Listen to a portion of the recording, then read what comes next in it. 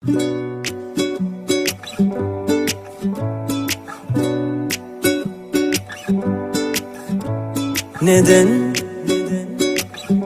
tutturmadın gidim, gülenip duymadın, bilmedin aydı bana.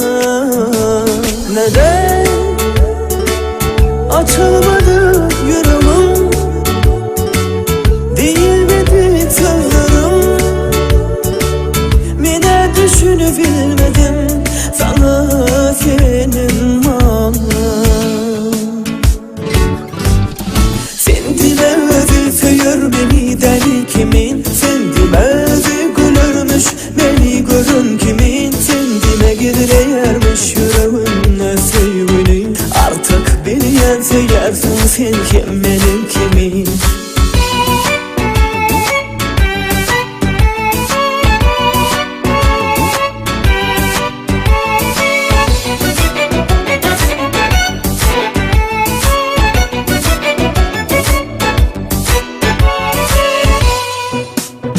Neden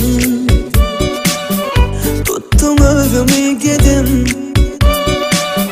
gülenip övdün, bilmedin aydı bana.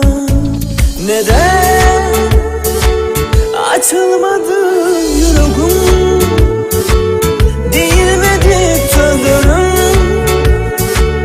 mine düşünü bilmedim sana